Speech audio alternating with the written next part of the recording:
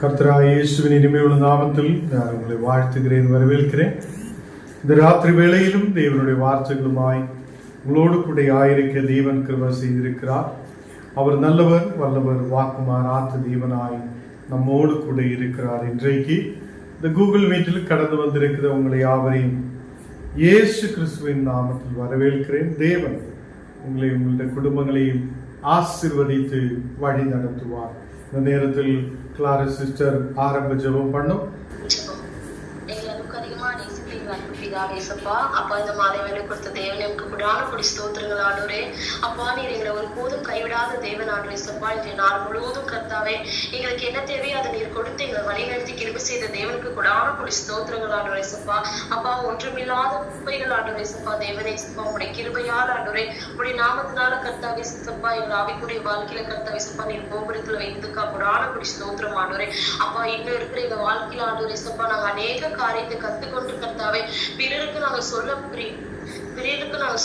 கிருபை செய்யும் ஆண்டவரே. சப்பா, அது மட்டும் இல்ல ராஜாவே, என்னுடைய வாழ்க்கையில அதை நாங்க அபியோசிக்கவும் அதன்படி நடக்கவும் நீர் எங்களுக்கு உதவி செய்யுங்கப்பா. இந்த ஜெப கூட்டத்துக்கு ஆண்டவரே அநேக பிள்ளைகள் கலந்துக்கு நீர் உதவி செய்யுங்கப்பா. எந்த ஒரு தடைகளும் இல்லாதபடிக்கு தேவனே, அவங்களுக்கு என்னென்ன பிரச்சனைகள் இருக்கோ எல்லாமே நீக்கி போட்டு கர்த்தா ஒரு சமாதானத்தோடு கர்த்தா பிள்ளைகள் பிரேயர்ல ஜாயின் ஆக நீர் உதவி செய்யுங்கப்பா. தேவனே, ஒவ்வொருத்தரையும் நீர் ஆசீர்வதிங்க. நாங்க கேட்க போற வார்த்தைகளும் பாடல்களும் கர்த்தாவே உடைய நாமத்தை துதிக்க நீர் உதவி செய்யுங்க, வழி நடத்துங்க, கூட பேசுங்க, வழி நடத்துங்க. இயேசு ஜெபக்கே நல்ல பிதாவே, ஆமென். 1 சங்கீதம் 3 கடைசி வரை வாசிப்போம். துன்மார்கருடைய ஆலோசனையில் நடவாமலும் பாவிகளுடைய வழியில் நில்லாமலும் பரியாசக்காரர் உட்காரும் இடத்தில் உட்காராமலும் கர்த்தருடைய வேதத்தில் பிரியமாயிருந்து இரவும் பகலும் அவருடைய வேதத்தில் தியானமாயிருக்கிற மனுஷன் பாக்கியவான். அவன் நீர்க்காலங்களின் ஓரமாய் நடப்பட்டு தன் காலத்தில் தன் கனியை தந்து இலை உதிராதிருக்கிற மரத்தை போல் இருப்பான். அவன் செய்வதெல்லாம் வாய்க்கும். துர்மார்கரோ அப்படி இராமல் காற்று பறக்கடிக்கும் பதரை போல் இருக்கிறார்கள். ஆகையால் துர்மார்கர் நியாய தீர்ப்பிலும் பாவிகள் நீதிமான்களின் சபையிலும் நிலை நிற்பதில்லை. கர்த்தர் நீதிமான்களின் வழியை அறிந்திருக்கிறார், துர்மார்கரின் வழியோ அழியும். கர்த்தர் நம்மை ஆசீர்வதித்து வழி நடத்துவார். இந்த நாடுகளிலும் கூட தேவன் நம்மையும் நம்முடைய குடும்பங்களையும் பாதுகாத்து வழிநடத்தி இருக்கிறது. அவருடைய தெய்வீக பிரசனத்தால் தேவன் நம்மை நிரப்பி ஆசீர்வதித்திருக்கிறது. இந்த நாடுகளில் நம்மை பலப்படுத்தின கிறிஸ்து அவர் உயிர் உள்ளவராய் இருக்கிறது. நம்மை ஓரோ நாளும் பலப்படுத்தின கிறிஸ்து அவர் உயிர் உள்ளவராய், நம் ஜெபத்தை கேட்கிறவராய், நம்மை பலப்படுத்துகிறவராய், கைவிடாமல் நேசிக்கிறவராய் அவர் நம்மோடு கூட இருக்கிறது. இந்த நாடுகளில் தேவனுடைய வார்த்தைக்கு நேராய் நாம் கடந்து செல்லலாம்.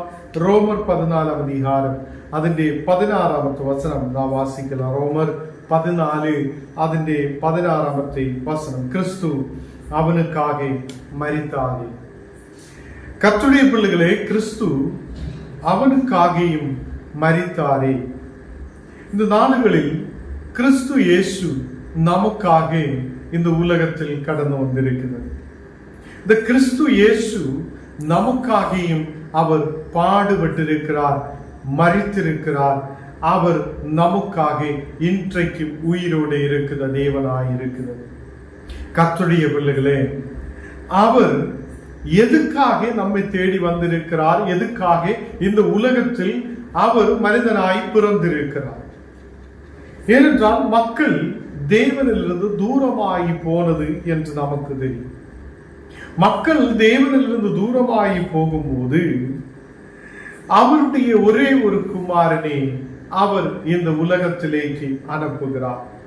அதுவும் அவர் மனித இச்சையாலே உருவாயவர் அல்ல, மனிதனுடைய இரத்தத்தாலே உருவாயவர் அல்ல.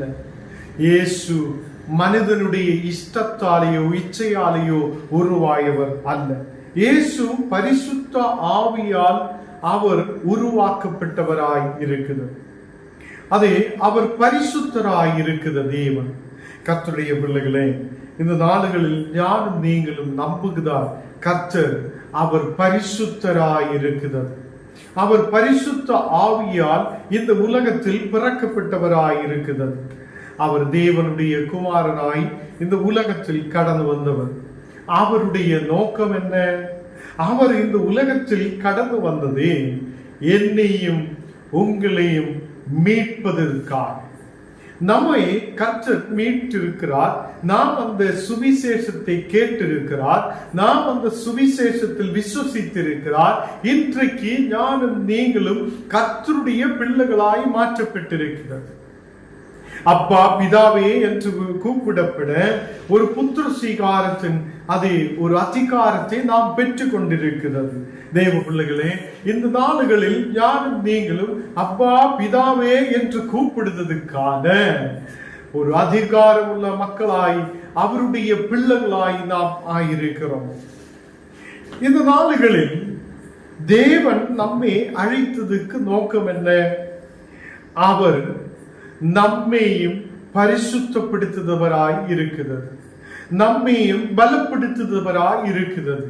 இந்த உலகத்தில் எந்த மனிதரும் பரிபூர்ணராய் இருக்கிறது இல்லை. ஏதோ ஒரு குறை அந்த மனிதன் மேல் இருக்கிறது. பாவ சிந்தனைகள் இருக்கிறது. அநேக மக்கள் மேல் குறைகள், பலவீனதைகள், சில அவங்களுடைய பேச்சுவார்த்தைகளிலே குறைவுகள் எல்லாம் இருக்கிறது. இந்த நேரத்தில் இயேசுவில் விசுவசிக்கிற ஞானம் நீங்களும் எப்படி பரிசுத்தம் உள்ளவராய் மாற்ற முடியும்? இயேசுவில் விசுவசிக்கிற ஞானம் நீங்களும் நாம் அவரோடு சேர்க்கப்பட்டதினாலே, அவரோடு சேர்ந்திருக்கிறதுனால, ஐக்கியப்பட்டிருக்கிறதுனாலே ஞானம் நீங்களும் அவரால் பரிசுத்தம் உள்ளவராய் மாற்றப்படுகிறார். அப்படி நாம் பரிசுத்தம் உள்ளவராய் மாற்றப்பட்டதாம் இனி உள்ள ஒரு மக்களை பார்க்கும்போது, கர்த்தர் இல்லாத ஒருவனை பார்க்கும்போது, விசுவாசி அல்லாத ஒருவனை பார்க்கும்போது, கர்த்தருடைய கிருபையில் இல்லாத ஒருவனை பார்க்கும்போது நம்முடைய யோசனைகள், நம்முடைய பேச்சுவார்த்தைகள் எப்படி இருக்க வேண்டும் என்றுதான் இங்கே அப்போஸ்தலனாகிய பவுல் சொல்லப்பட்டிருக்கிறது. கர்த்தருடைய பிள்ளைகளே, நாம் கிறிஸ்துவுக்குள் வந்திருக்கிறது. நாம் மேலான எருசலேமுக்கு நேராய் கடந்து வந்திருக்கிற பிள்ளைகளாய் இருக்கிறோம். நாம் கர்த்தருடைய அன்புக்குள்ளே கடந்து வந்த பிள்ளைகளாய் இருக்கிறோம். நம்மே அவரால் பரிசுத்தம் உள்ளவராய் மாற்றப்பட்டிருக்கிறார். நமக்கு சுற்றிலும் உள்ள பாவத்தால் இருக்கிற மக்கள், பேச்சுவார்த்தைகளில் குறவுள்ளவங்கள், யோசனையில் அதை அநேக பாவங்கள் இருக்கிறவங்கள், அதை கர்த்தரிலிருந்து தூரமாய் இருக்கிற மக்கள், அவங்களை பார்க்கும் போது நாம் அவரை குற்றவாளி என்று எண்ணாமல், அவருடைய எஜமானன், அந்த மக்களுடைய எஜமானன் அவங்களையும் எழுப்பி நிறுத்துவார் என்றுள்ள நம்பிக்கையோட செபிக்கிற மக்களாய் நாம் காணப்படும். குறை சொல்லுறவங்களாய் அல்ல. அவனுக்கு ஒரு மாற்றம் தேவை, அந்த மகனுக்கு ஒரு மாற்றம் தேவை. ஆண்டவரே அவங்களையும் விடுவிக்குங்க என்று ஜபிக்கிறார். பிள்ளைகளாய் மாற்றப்பட வேண்டும் என்று தேவன் விரும்புகிறது. அப்போஸ்தலனாகிய பவுலும் அதுதான் சொல்லப்படுகிறார். நாம் அநேகரை பார்த்து குறை சொல்லுதவங்களாய் அல்ல. நீ சரியில்லை, உன் வாழ்க்கை சரியில்லை, நீ போகுத இடம் சரியில்லை என்று சொல்லி சொல்லி சொல்லி இருக்கிறவங்களாய் அல்ல, அவங்களுக்காக செபிக்கிற மக்களாய் நாம் மாற்றப்படட்டும். அவங்களே குறைகள் பேசி அவங்களுக்கு விரோதமாய், அவங்களுக்கு அவங்களுடைய மனசாட்சிக்கு குற்றச்சாட்டு உருவாக்குறவங்களாய், குற்றவாளியாய் எண்ணப்படுறவங்களாய் அல்ல. தேவ பிள்ளைகளே, கிறிஸ்து நமக்காக மரித்திருக்கிறார். அவர் அந்த குற்றவாளி என்று நாம் எண்ணுத அந்த மக்கள், அவங்களை கிறிஸ்து விடுவிக்க உண்மையுள்ளவர். அல்லேலூயா. இந்த நாடுகளில் அநேகம் கணவன்மார் அதை அந்த குடும்பங்களை பார்க்காமல் கண்ணுநீரிலும் பிரச்சனையிலும் சண்டையிலும் போய் கொண்டிருக்கிறது. அநேக மனைவிகள் குடும்பத்தில் அது சண்டையிலும் பிரச்சனையிலும் அப்படியே கடந்து போய் கொண்டிருக்கிறது. அப்போ நாம் ஒருவருக்கொருவர் ஏதோ குறை பேசுதவங்களாய் அல்ல, அவங்களை சண்டைக்குள்ள அதை மூட்டி விட்டு அதை பார்த்து கொண்டே இருக்கிறவங்களாய் அல்ல. அந்த மக்கள் எப்படியாவது ரட்சிக்கப்பட வேண்டும் என்றுள்ள ஒரு நம்பிக்கையோடு நாம் ஜெபிக்கிற மக்களாய் காணப்படட்டும். ஜெபிக்கும் போது ஆண்டவர் அவங்களுடைய வாழ்க்கையில் ஒரு மாற்றத்தை கொடுப்பார். கிறிஸ்து அவனுக்காகியும் மரித்திருக்கிறாரே என்று தேவனுடைய வார்த்தை சொல்லுகிறார். கர்த்தருடைய பிள்ளைகளை, இந்த ராத்திரி வேளையில் கிறிஸ்து நமக்காக மரித்திருக்கிறது. கிறிஸ்து நமக்காக இன்றைக்கும் உயிர் தெழும்பி இன்றைக்கும் இருக்கிறது. இந்த நாடுகளில் அவர் நம்மோடு பேசுத வார்த்தை என்று எல்லாவற்றையும் தேவனுடைய மகிமைக்கென்று நாம் செய்யுங்கள். எல்லாவற்றையும் தேவனுடைய மகிமைக்கென்று நாம் செய்யுங்கள். கர்த்தருடைய பிள்ளைகளை, நாம் ஒரு இடத்தில் கடந்து செல்லும் போது அங்கே ஒருவன் நமக்கு அவிசுவாசியாயிருக்கிற ஒருவன் நமக்கு போஜனத்தை கொடுத்தால், நாம் இல்லை, நான் கர்த்தருடைய பிள்ளை, உன்னோட வீட்டில் எனக்கு சாப்பிட அதிகாரம் இல்லை, எனக்கு வேதத்தின்படி சாப்பிட முடியாது, நான் சாப்பிட முடியாது என்றெல்லாம் சொல்ல முடியாது. அப்படி சொல்லுறவன் சுவிசேஷத்தில் நிற்கிறவன் அல்ல. கர்த்தருடைய பிள்ளைகளே, கர்த்தர் நம்மை நேசிக்கிறவராயிருக்கிறது. அவர் நம்முடைய எல்லா குறைவுகளையும் மாற்றினவராயிருக்கிறது. அவர் நம்மை பரிசுத்தப்படுத்தி இருக்கிறவராயிருக்கிறது. அவருடைய பிள்ளைகளாயிருக்கிற நாம் அவிசுவாசியாயிருக்கிறவருடைய வீட்டுக்கு கடந்து செல்லும் போது அவங்கள் நமக்கு போஜனத்தை அந்த பந்தியிலே கொடுக்கும் போது நாம் அதை ஸ்தோத்திரத்தோடு நாம் புசிக்கலாம். அதே நேரத்தில் அதை விக்கிரகங்களுக்கு படைத்தது என்று ஒருவன் சொல்லியால் நாம் அதை புசிக்க கூடாது, சாப்பிடக்கூடாது, அங்கே இருந்து எழும்ப வேண்டும் என்று போன நாடுகளில் தேவனுடைய வார்த்தை நம்மோடு பேசி இருக்கிறது. கர்த்தருடைய பிள்ளைகளே, அவிசுவாசியாயிருக்கிறவன் அவனுக்காகியும் இயேசு கிறிஸ்து மரித்திருக்கிறது. சில வீடுகளில், குடும்பத்தில் சில பேர் அவிசுவாசியாயிருக்கும், சில பேர் இயேசுவினுடைய விசுவாசத்தில் இருக்கும்.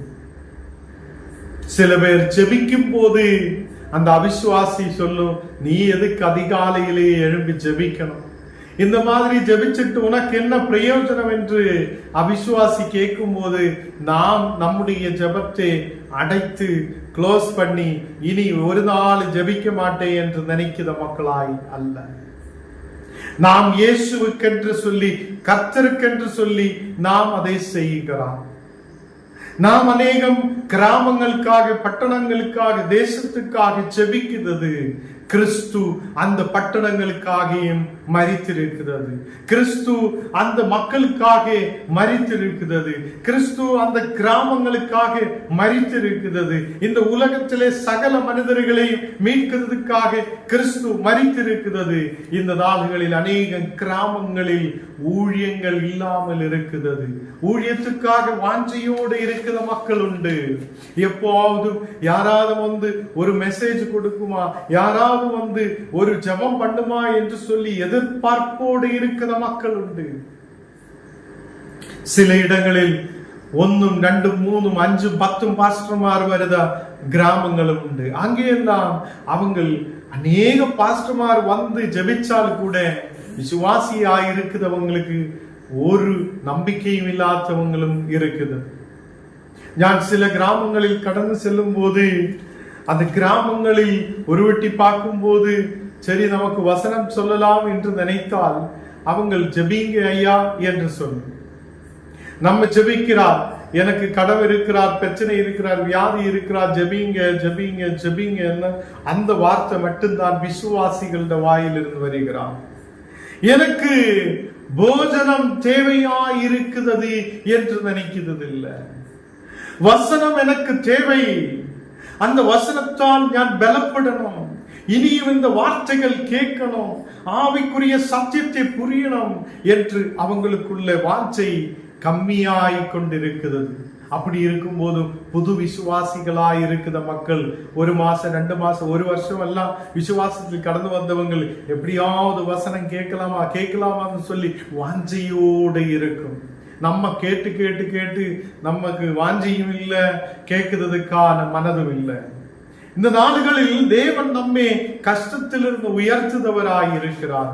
நம்மை உயர்த்தும் போது, வளரும் போது, வளர்ந்து பெருகும் போது நாம் அந்த கஷ்டத்திலிருந்து ஜெபிச்ச மாதிரி ஜெபிக்கிறவங்களாய், தேவனை விசுவசிக்கிறவங்களாய் நாம் காணப்படணும். வளர்ச்சியில கிடைக்கும் போது ஜெபத்தை விட்டு விடுதவங்களாய் அல்ல. உயர்ச்ச பெற்றுக்கொள்ளும் போது ஜெபத்தையும் வசனம் கேட்கிறதையும் விட்டுவிடுதவங்களாய் அல்ல. இந்த நாடுகளில் ஞானும் என் குடும்பமோ நாங்கள் தேவனை சார்ந்திருப்போம் என்று, தேவனை தேடுவோம் என்று, தேவன் மேல் நம்பிக்கை வைக்குவார் என்று விசுவாசத்தோடு நாம் கடந்து வரட்டும். கிறிஸ்து உனக்காக மரித்திருக்கிறார். அல்லேலூயா. இந்த நாடுகளில் கிறிஸ்து உனக்காக மரித்திருக்கிறது. அவர் உன்னுடைய எல்லா குறைவுகளை நிறைவாய் மாற்றி இருக்கிறது. உன் வேவலாதிகளை மாற்றுத தேவன், உன்னுடைய வியாதிகளை மாற்றுத தேவன். அவர் நமக்கு ஒரு விடுதலை கொடுக்கிறவராய் கூட இருக்கிறார். நாம் வசனத்தில் கேட்டிருக்கிறார், நம்முடைய அறிவு ஒருவனை கீழே தள்ளிவிடக் கூடாது. பலவீனமாயிருக்கிற சகோதரங்கள் இருக்கிறார். நாம் அறிவு பெற்றவராய் இருக்கிறார் என்று தெரிந்து நம்முடைய அறிவு நிமித்தம் ஒருவன் கெட்டு போக கூடாது என்று வேதம் சொல்லுகிறது. ஏனென்றால் அவனுக்காக கிறிஸ்து மரித்தாரே. அவன் கெட்டு போவதென்றால் அவனுக்காக கிறிஸ்து மரித்திருக்கிறார். ஏனென்றால் அவன் கெட்டு போக கூடாது, அவன் நித்திய ஜீவனை அடையும்படி இயேசு கிறிஸ்து இந்த உலகத்தில் வந்திருக்கிறது. கர்த்தருடைய பிள்ளைகளை சில சபைகளில், ஊர்களில், கிராமங்களில் எல்லாம் நாம் பார்க்கும் போது அநேகர் அறிவாளிகளாயிருக்கும், அறிவுள்ளவராயிருக்கிறார் என்று இருக்கும். அவங்கள் சில நேரத்தில் பலவீனமாய் இருக்கிறவங்களை பார்த்து ரொம்ப கஷ்டத்தோடு பேசுத மக்களும் இருக்கும். அந்த பேச்சுவார்த்தை கேட்கும் போது இனிமேல் சபைக்கு போக வேண்டாம், இனிமேல் ஆராதனைக்கு போக வேண்டாம், இனிமேல் ஜபிக்க வேண்டாம், இனிமேல் இயேசுவை தேட வேண்டாம் என்று சொல்லி பலவீனமாய் இருக்கிற சகோதரங்கள் பின்னாடி போய் கொண்டிருக்கும். அவன் நாசத்திலேக்கு கடந்து செல்லும், அவன் கெட்டு போகுதவனாய் கடந்து செல்லும். இந்த மாதிரி இருக்கும் போது நம்முடைய அறிவு தேவனுக்கென்று சொல்லி பயன்படுத்துத மக்களாய் காணப்படும். நம்முடைய ஞானம், நம்முடைய பலம், நம்முடைய எல்லா விதமான சரீரத்தில் இருக்கிற ஆரோக்கியம் முழுவதும் தேவனுக்காக பயன்படுத்துதவங்களாய் நாம் காணப்படணும். இந்த நாடுகளில் எத்தனை பேர் தேவனுக்காக பயன்படுத்த மக்களாய் காணப்படுகிறார்? நம்மை சில பேரை இந்த நாடுகளில் தேவன் இந்த கூகுள் மீட்டில் ஊழியங்களுக்காக பயன்படுத்துகிறார். கர்த்தருக்கு நன்றி. இந்த நாடுகளில் இன்றைக்கும் ஜெபிச்ச அந்த மகளை கர்த்தர் ஆசீர்வதிக்கட்டும். அதே மாதிரி சங்கீத பகுதி வாசிச்ச அந்த மகளையும் கர்த்தர் ஆசீர்வதிக்கட்டும். அநேக நாளுகளாய் நான் கூகுள் மீட் நடத்தும் போது யாராவது ஒரு 5-6 பேரு இதே மாதிரி ஜெபிக்கிற வாசிக்கிற மக்களும் வர வேண்டும் என்று ஜெபிச்சிருக்கிறார். அதன் பலமாய் இந்த நாளுகளில் ஒரு ஆளு நமக்கு சைதன்யா சிஸ்டரை கிடைத்திருக்கிறார். அதுக்கப்புறம் கிளாரா சிஸ்டர், ஸ்ருதி, சுவாதி என்று சொல்லி இந்த மக்கள் வந்திருக்கிறது. இது கர்த்தர் நம்மை அழைத்து கொண்டு வந்திருக்கிறார். இந்த அழைப்பு நாம் பெற்றுக்கொண்டு தேவனுக்கென்று சொல்லி நம்மை பயன்படுத்துத மக்களாய் காணப்படும். அப்படி தேவன் நம்மை பயன்படுத்த விரும்பும் போது நாமும் தேவனுக்காக நிற்குத மக்களாய் காணப்படும். கர்த்தருடைய பிள்ளைகளே, இந்த நாடுகளில் இந்த மக்களுக்காக நான் தேவனை ஸ்தோத்திரிக்கிறேன். இங்கே வசனத்தில் நாம் இன்னைக்கு பார்த்து கொண்டிருக்கிறது, அவனுக்காக கிறிஸ்து மரித்தாரே. கிறிஸ்து எனக்காக மரித்திருக்கிறார் என்று எத்தனை பேர் விசுவசிக்கிறார்?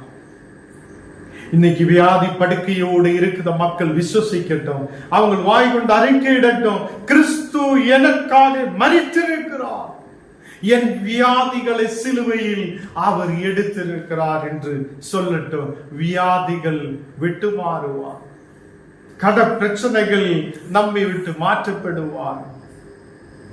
இன்னைக்கு சோர்வோட, கஷ்டத்தோட, பலவீனதையோட இருக்கிற மக்கள் இன்றைக்கு சொல்லட்டு, இயேசு எனக்காக மரித்திருக்கிறார், இயேசு எனக்காக கஷ்டத்தை ஏற்றெடுத்திருக்கிறார் என்று நாம் விசுவாசத்தோடு சொல்லுத மக்களாய் காணப்படட்டும்.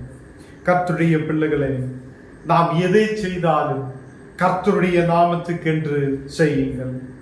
அப்படி எதை செய்ததுக்காகவும் அதிகாரம் நமக்கு இருக்கும் போதும், நாம் எல்லாவற்றையும் அனுபவிக்க அதிகாரம் நமக்கு இருக்கும் போதும், ஆகிலும் எல்லாம் தகுதியாய் இரார். இந்த எல்லாவற்றையும் அனுபவிக்க தேவன் நமக்கு அதிகாரத்தை கொடுத்திருக்கும் போதும், இந்த உலகத்தில் எல்லாம் அனுபவிக்க முடியும் போதும், நாம் எல்லாம் தகுதி உள்ளது அல்ல என்று வேதம் சொல்லுகிறது. எல்லாவற்றையும் அனுபவிக்க எனக்கு அதிகாரம் உண்டு எங்கிலும் ஆகிலும் எல்லாம் பக்தி விருத்தியை உண்டாக்குவது அல்ல. இங்கே அப்போஸ்தலனாகிய பவுல் சொல்ல விரும்புவது என்ன? இயேசு கிறிஸ்து நமக்காக மரித்திருக்கிறது, அவர் நமக்காக பாடுபட்டு இருக்கிறது. அப்படி இருக்கும் போது எல்லாவற்றையும் அனுபவிக்க அதிகாரம் உள்ளதாம் தகுதியுள்ள காரியங்களை செய்தவங்களாய் காணப்படட்டும். தகுதி இல்லாத வழியில் நாம் கடந்து செல்லக்கூடாது. எல்லாவற்றையும் அனுபவிக்க அதிகாரம் உள்ளதாம் பக்தி விருத்தி உண்டாக்குவது மட்டும் நாம் கவனிக்கிற மக்களாய் இருக்கட்டும். எல்லாம் நமக்கு பக்தி விருத்தி உண்டாக்குவது அல்ல. இந்த உலகத்தில் எல்லாம் அனுபவிக்கலாம் என்று நாம் நினைக்கிறார். இந்த உலகத்தில் எல்லாம் எனக்கு வேணும் என்று நாம் நினைக்கும் போது அது எல்லாம் நமக்கு பக்தி விருத்தி உருவாக்க மாட்டோம். அப்போ தகுதியுள்ளதே செய்ய வேண்டும் என்று அப்போஸ்தலனாகிய பவுல் சொல்லுகிறார். பக்தி விருத்தி ஆவிக்குரிய வளர்ச்சி உண்டாக்குறதே செய்யணும் வந்து தேவன் நம்மோடு அப்போஸ்தலனாகிய பவுல் சொல்லுகிறது. கர்த்தருடைய பிள்ளைகளை, நாம் இயேசு கிறிஸ்துவில் விசுவசிக்கிறது. அவர் நமக்காக மரித்திருக்கிறது. அவர் எனக்காகியோ என் சபைக்காகியோ உங்களுக்காகியோ மட்டுமல்ல, உலகத்திலாயிருக்கிற பலவீன பாத்திரமாயிருக்கிற சகோதரங்களுக்காகியும் தேவன் மரித்திருக்கிறார். அந்த கிறிஸ்து அவங்களையும் எழுப்பி நிறுத்துவார். நாம் சொல்லும், அவன் கீழே விழப்போகிறார், அவன் கீழே விழுந்து விட போகிறார், அவனுக்கு தேவன் இல்லை, அவனுக்கு தேவனுடைய அறிவில்லை, அவன் இப்போ விழுந்து விடுவார் என்று நாம் சொல்லிக்கொண்டு சந்தோஷத்தோடு சிரிச்சு கொண்டிருக்கும் போது தேவ வார்த்தை சொல்லுகிறார், அவன் விழுந்ததை பார்த்து கொண்டிருக்கிறவங்களாய் அல்ல, அவனை நாம் அவனுடைய மனசாட்சியை புட்படுத்தி கீழே தள்ளி விடுதவங்களாய் அல்ல, அவனுக்காகவும் கிறிஸ்து மரித்திருக்கிறாரே என்று சொல்லி அந்த எஜமானனுக்கிட்ட ஜெபிக்கிற, அவனுடைய விடுதலுக்காக ஜெபிக்கிற மக்களாய் ஞானும் நீங்களும் காணப்படணும் என்று தேவன் சொல்லுகிறது. இன்றைக்கு நாம் கேட்ட வசனத்தில் நமக்கு என்ன புரிந்திருக்கிறார்? நாம் சற்று நேரம் யோசிக்கட்டும். நாம் அநேக மக்கள் நமக்கு சுற்றிலும் பலவீனமாய் இருக்கும் போது, அவங்கள் கீழே விழுந்து விட போகும்போது அவங்கள மேல் குற்றச்சாட்டு சொல்லுதா விசுவாசியாய் நாம் காணப்படக்கூடாது. அவங்கள மேல் நாம் அவங்களை தள்ளி கீழே தள்ளி விடுதவங்களாய் நாம் காணப்படக்கூடாது. அவங்க சரியில்லை என்று சொல்லி ஒதுக்கி விடுதவங்களாய் காணப்படக்கூடாது. நாம் அவங்களுடைய ரட்சிப்புக்காக எஜமானனோடு இயேசுவோடு ஜெபிக்கிற மக்களாய் காணப்படட்டும். அப்படி இருக்கும்போது அநேகர் ரட்சிக்கப்படுவார், அநேகர் சபையோடு சேருவார், அநேகர் தேவனுடைய அன்பை புரியுவார். இன்றைக்கு எல்லாரும் கண்ணுகளை மூடலாம், நாம் ஜெபிக்கலாம். எல்லாரும் ஒருமனப்பட்டு ஜெபிக்கட்டும். தேவன் நம் மத்தியில் பெரிய காரியத்தை செய்வார். தேவனே, பரிசுத்த பிதாவே, இந்த ராத்திரி வேளையில பாவமுடைய தெய்வீக பிரசன்னம் எங்கள் மேல் ஊற்றப்படுதகவைக்காக ஸ்தோத்திரம். இன்றைக்கு மன கவலையோடு ஆயிருக்கிற மகளை பார்த்து தேவன் சொல்லுகிறார், உன் மன கவலையை மாற்று தேவன் உண்மையுள்ளவர். இந்த உலகத்தில் இருக்க வேண்டாம் என்று நீ நினைத்திருக்கலாம். இந்த நாளுகளில் இனிமேல் எதுக்காக வாழணும் என்று நீ நினைத்திருக்கலாம். தேவன் இந்த நேரத்தில் உன்னோடு சொல்லுகிறார், தேவன் உண்மையுள்ளவராயிருக்கிறது, உன்னை நேசிக்கிற தகப்பனாயிருக்கிறது, உன் பாரத்தை எல்லாம் மாற்றுதவராயிருக்கிறது. தேவனே, இந்த நாடுகளில் அந்த குடும்பங்களை நீர் தொடுதகவைக்காக ஸ்தோத்திரம். மன கவலைகள் மறையப்படட்டும், வேவலாதிகள் மறையப்படட்டும், வியாதிகள் இயேசுவின் நாமத்தில் விட்டு மாறட்டும். இன்றைக்கு வியாதியோடு இருக்கிற மக்களுக்காக ஜெபிக்கிறேன் ஆண்டவரே. விசேஷமாக ஸ்ரீதேவி சிஸ்டரோட அம்மாவுக்காக ஜெபிக்கிறேன். மகளுடைய வியாதிகள் முற்றிலும் மாற்றப்படட்டும், சௌக்கியம் உண்டாகட்டும். கேரளா பகுதியிலா இருக்கிற அந்த மகனுக்காக ஜெபிக்கிறேன் தேவனே.